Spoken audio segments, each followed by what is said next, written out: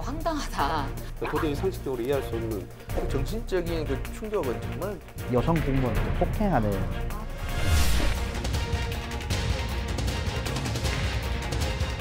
뭐 잊을만하면 뭐 공무원 폭행.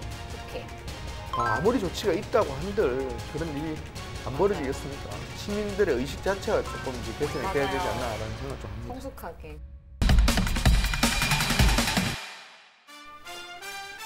거침없는 기자들이 모였습니다. 오직 경남도민을 위해 할 말은 속 시원하게 하는 열혈 기자들의 100% 리얼 취재 뒷담화쇼 경남 기자회견. 뉴스에서 다 하지 못했던 숨은 뒷이야기들까지 낱낱이 속 시원하게 털어드리겠습니다. 자, 기자회견장으로 모여주셨습니다.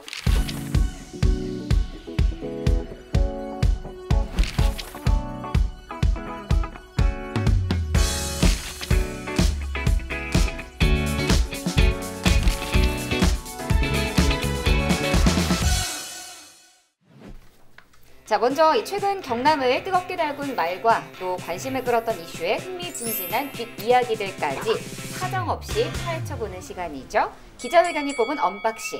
오늘은 특별하게 어느 분이 준비를 해주셨죠? 예. 오늘 제가 오랜만에 준비를 했습니다. 제가 너무 쳐다봤죠? 아, 네. 이미 답이 정해져 있네요. 네, 일단 화면부터 보시고 이야기하시죠. 고성군 상리면에 있는 한 재활용 공장입니다. 공장 옆 강둑을 따라 길이 100m, 아파트 3층 높이의 쓰레기가 산처럼 쌓여 있습니다.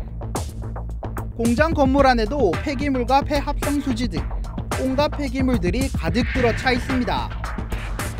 쓰레기의 양은 약 5천여 톤, 5톤 트럭 1000대 분량입니다. 이 뉴스 영상을 보니까 좀 갑갑합니다. 쓰레기들이 엄청 많이 쌓여 있는데 언제부터 쌓여 있어야 이 정도의 양이 됐을까요? 이 쓰레기 양이 본격적으로 쌓인 건 그 지난해 초순부터라고 합니다. 한 1년 정도, 좀 1년 6개월 정도 됐다고 하는데요. 뭐 이 양이 대략 5,000톤으로 예상이 되고 있습니다. 왜 그 5,000톤이라는 기준이 이제 나온 이유에 대해서도 간단하게 설명을 좀 드려야 될 것 같은데요. 일단 강둑을 따라서 이렇게 쌓여 있는데 그 길이가 100m 정도가 되고 그리고 높이가 한 15m 정도. 그럼 이 정도면 5,000톤이 쌓였을 것이라는 추정치가 이 정도. 실제로는 5,000톤이 훨씬 넘을 수도 있는 상황입니다. 거기 쌓여 있는 쓰레기들이 그물입니다. 그물이 주로인데 바다에 들어갔다 나온 것들이기 때문에 뭐 해충이나 악취는 말할 것도 없습니다. 마을분 이야기를 들어보니까 아들이 오고 싶어도 오지를 못한다, 냄새 때문에. 그리고 마을 분들이 많이 모이는 정자에도 냄새가 너무 나서 이제 사람들이 모이지 않는다. 그 정도로 일단 제일 우선적으로 악취 피해를 되게 크게 호소를 하셨습니다. 주민들이 그렇게 얘기할 정도면 이제 악취가 심할 수밖에 없을 것 같아요. 근데 아까 말했던 대로 폐기물이라는 게 바닷속에 있다가 왔으면 그냥 물에만 들어갔다 나오는 게 아니라 여러 가지 부유물질, 그다음에 바닷속 생물들이 다 딸려오잖아요. 맞아요. 그리고 그다음에 그 소금기도 있고 그런 것들이 이제 이렇게 쌓여 있고 이렇게 되면 썩을 수밖에 없고, 문제는 지금은 이제 그나마 비가 그렇게 많이 안 오는데 이제 장마철이지 않습니까?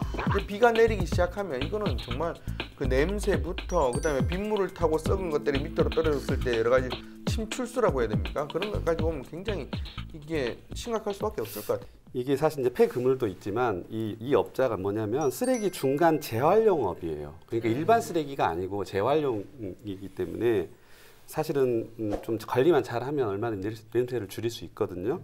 근데 지금 이 장소에 허용 보관량이 600톤이에요. 근데 아까 이야기한 것처럼 지금 5,000톤이 넘었다고 했잖아요. 예. 네. 그 이제 트럭으로 하면 5톤 트럭 1000대 분량이거든요. 뭐 정말 그 쓰레기 차들 아침에 가잖아요. 그런 차량들 뭐 1000대가 이렇게 쭉 쌓여 있다고 보시면 됩니다. 또 이 문제가 고성군만의 문제가 아닌 게 그 지금 재활용 업체가 좀 위치한 곳이 고성군과 사천시의 경계면에 딱 있다 보니까 사천 시민들도 이제 피해를 좀 호소하고 있더라고요. 그래서 오히려 이번 사건 같은 경우에는 고성군은 약간 그 어르신들 특성상 뭐 이런 거 참고 살지 하는 부분이 있는데 뭐 또 사천 분들이 이번에 좀 대대적으로 강하게 악취나 민원을 제기를 하셔서 이번 일이 좀 발각된 경우라고 볼 수 있습니다. 왜냐면 우리 집에 여 앉아 있어도 마루에 여 앉아 있어도 그만 내한테 확 들어갔지 확 들어. 근데 조금 더 있으면 여름 되면 못 사는 게다. 밀어넣어 갖고 저기 아무 이제 일은 못 하거든요. 못 하는데 치우도 안 하고 내 그래 있어요. 그 쓰레기로 치워야 되긴 아무도 안 치워. 근데 이렇게 주민들이 고통받고 있고 하면은 사천시나 뭐 고성군과 뭐 여기에서도 무슨 조치를 좀 취해야 되는 게 아닌가. 이걸 그대로 방치해두기에는 뭐 주변 오염도 만만치 않고. 그래서 말씀을 드리면 일단 고성군이 지난해 4월 처음으로 좀 쓰레기가 지금처럼 많이 쌓이지 않았을 때 행정명령을 먼저 내렸었거든요. 행정명령을 내리고 보니까 이제 계속 업자가 백장식으로 처음에는 좀 치웠다고 합니다. 이제 일부 쓰레기를 반출하는 것처럼 보이다가 이제는 아예 관리를 안 한다고 하더라고요. 그래서 지금 백장식으로 뭐 하다 보니까 행정명령이 벌써 6번이나 달했는데 계속해서 이제 개선이 안 되고 치울 사람은 없고 행정도 약간 지금 잠시 손을 쓸 수 없는 상황이다 보니 지금 그에 대한 대책 마련을 지금 군에서도 계속 하고 있는 상황입니다. 제가 2019년 4월 달에 시작을 해가지고 현재까지 6번 고발을 했습니다. 처음에는 일부 치우는 것처럼 조금 폐기물도 나가고 있었거든요. 근데 결국 뭐 치울 데도 없다고 하고 치울 역량이 안 됐던 것 같습니다. 취재진이 업체 측의 입장을 듣기 위해 현장 사무실을 찾았지만 오랫동안 사용하지 않은 듯 문이 굳게 잠겼고 수개월간 관리 인원도 없었던 것으로 확인됐습니다. 군에서는 이제 보통 할 수 있는 게 군이 직접 이제 처리를 하고 거기에 대한 비용을 그 업체에게 물리는 이제 구상권이라고 하죠. 네. 구상권을 청구하기로 하고 이제 행정 대집행을 한다고 들었는데 상황이 어떻게 되고 있는 겁니까 지금? 그렇게 하려고 했는데 아까 지금 6번에 걸쳐서 지금 그 집행이 안 됐다 그랬잖아요. 네. 근데 시일이 좀 더 걸릴 수밖에 없는 상황이 생겼는데 방금 말씀하신 것처럼 이달 초 행정 대집행을 위해서 업주와 토지 소유자에게 이제 구상권을 청구를 했단 말이에요. 그리고 계고서를 보냈어요. 근데 토지 소유자가 법원에 행정 대집행 정지 신청을 내렸어요. 그럼 이 기간이 무한정 길어지거든요. 굉장히 이건 악의적인 악성 민원인 거거든요. 그래서 심각한 상황입니다. 지금 뭐 업체뿐만 아니라 토지 소유주한테도 임대해준 토지 소유주한테도 지금 그 행정명령이나 뭐 이제 구상권 청구 같은 거를 지금 진행을 하고 있습니다. 실제로. 지난번에 아까 설명한 것처럼 경북 우성 쓰레기가 CNN에 보도가 됐어요. 창피한 일이 2016년인가? 자, 그때 그렇게 됐으면 좀 더 강력한 뭔가 조치를 좀 취했었는데 좀 너무 지지부진했던 것 같고 또 하나 이제 그 법적 기준뿐만이 아니라 이제 뭐가 문제냐면 대형 폐기물이나 가전제품 폐기하려고 하다 보면 어떻게 하세요? 뭐 이렇게 신고하고, 그렇죠. 네, 뭐 붙이고, 뭐 이렇게 해서 내놓고 그렇게 하잖아요. 근데 그게 대부분 다 위탁업체예요. 결국은 이런 류의 일처리가 전부 어떤 그 위탁업체한테 책임이 가니까 공무원의 책임 의식이 조금 반감되는 게 아닌가 그런 측면도 크기 때문에 이번에 조금 더 생각을 해봐야 될 문제인 것 같아요.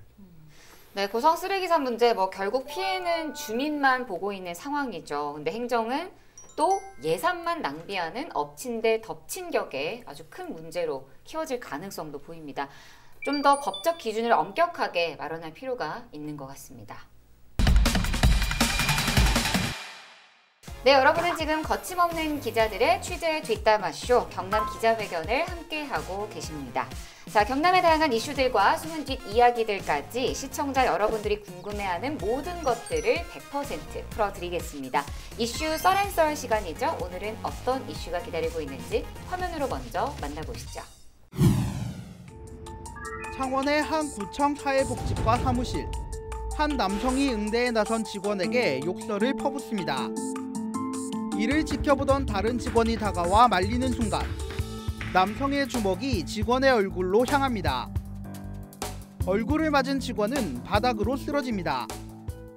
자, 창원의 한 구청에서 벌어진 공무원 폭행 사건의 영상이었습니다. 뭐 CCTV에 찍힌 영상을 저희도 보니까 황당하다.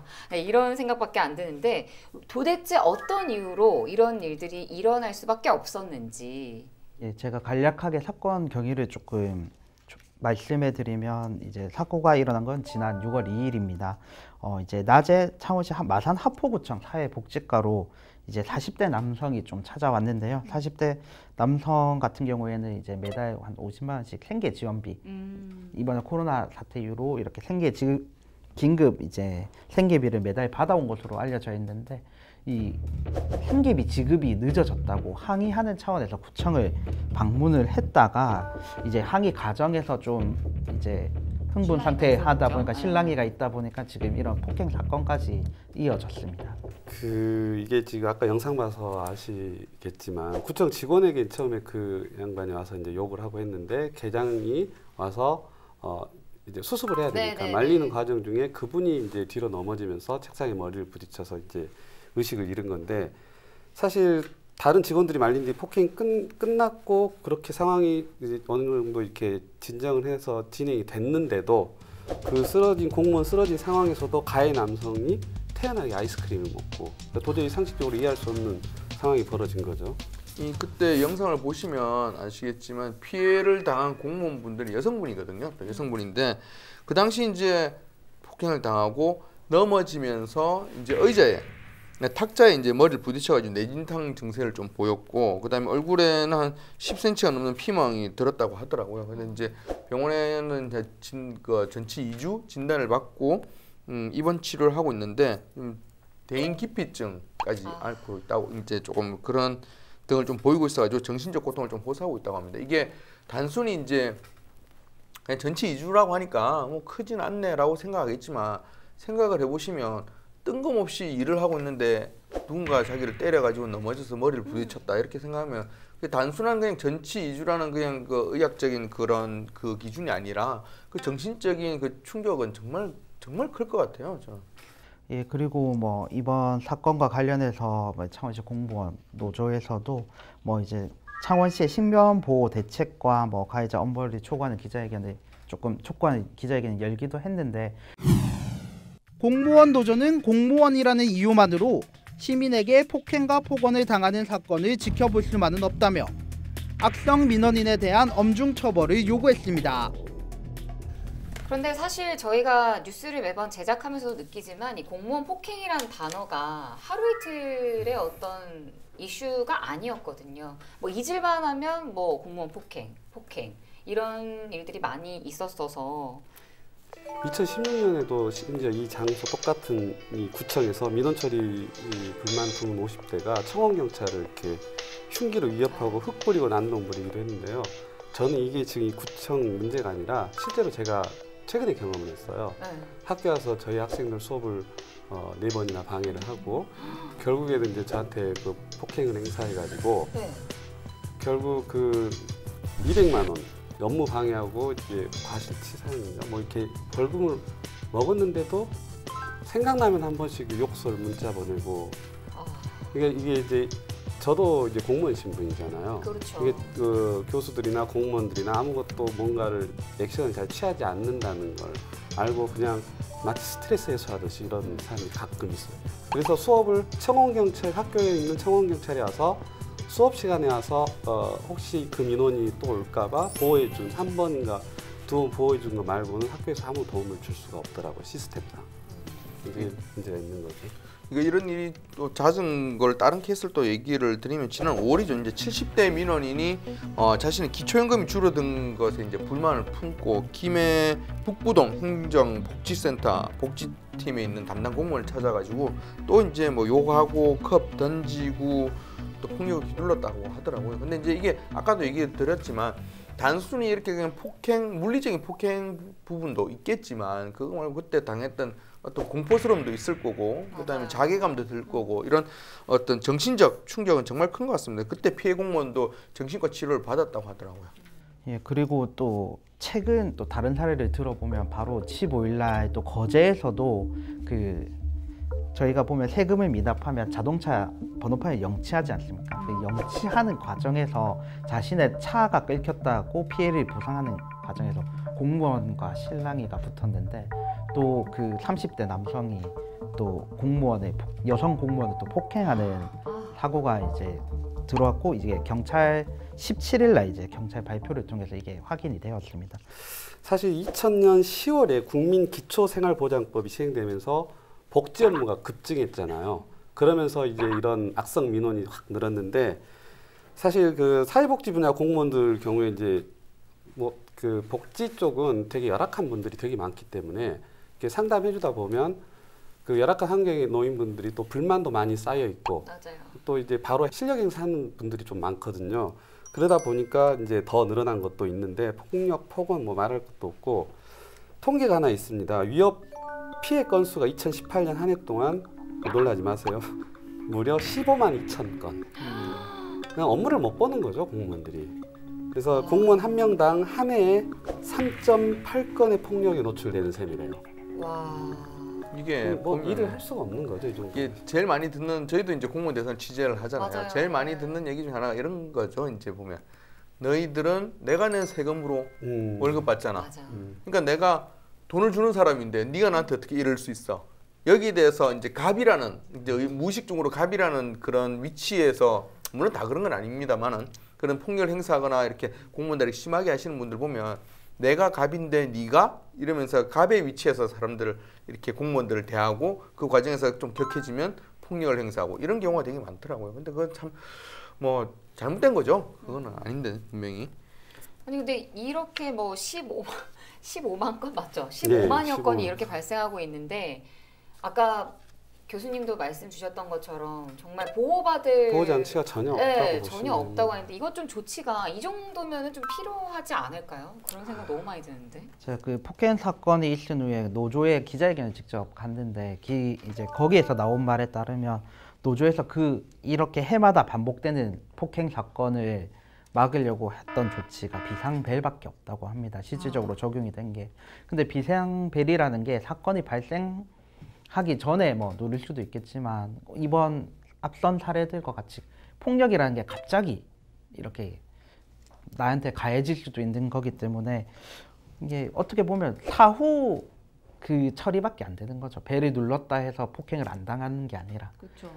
그런 부분에 대해서는 뭐 이제 예전에 뭐 이제 공무원 자리마다 뭐 가림막을 준다든지 아니면 청원 경찰을 좀 많이 배치해 달라든지 이런 요구가 분명히 노조 측에서도 계속 요구가 되고 있는데 실질적으로 그게 힘든 것도 예산이 수반되는 사업들이 있기 때문에 그런 부분에서는 조금 어렵다고 합니다. 하지만 좀 최근에는 이제 공무원들도 뭐 인권을 지켜야 된다는 분위기가 국민청원에도 조금 올라오기도 했는데요.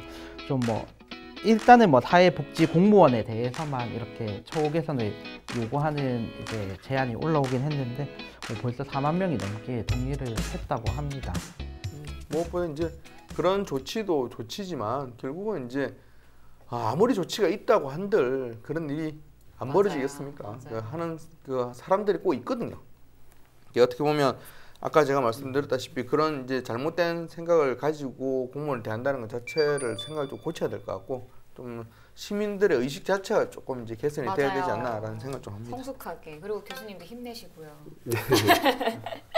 뭐 그리고 구체적이고 좀 효과적이고 또 지자체 차원의 보호 지원책이 하루빨리 마련됐으면 참 좋겠습니다. 자, 이슈 썰앤썰에서는 끊이지 않는 공무원 폭행에 관한 이야기를 나눠봤는데요. 오늘도 각자의 한 줄 평 들어보도록 하겠습니다. 오늘은 우리 표 기자님부터.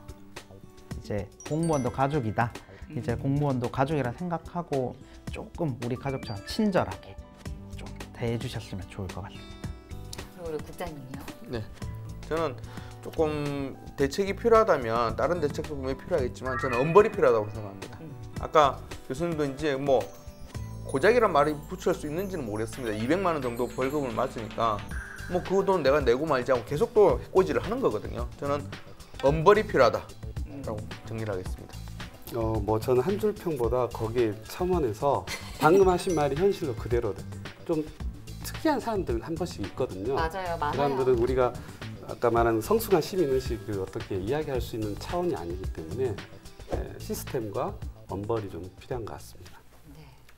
저희 기자회견 방송은 동영상 채널을 통해서도 다시 보실 수가 있는데요. 저희가 전해드린 이슈에 대해서 다양한 의견까지 남겨주시면 감사하겠습니다.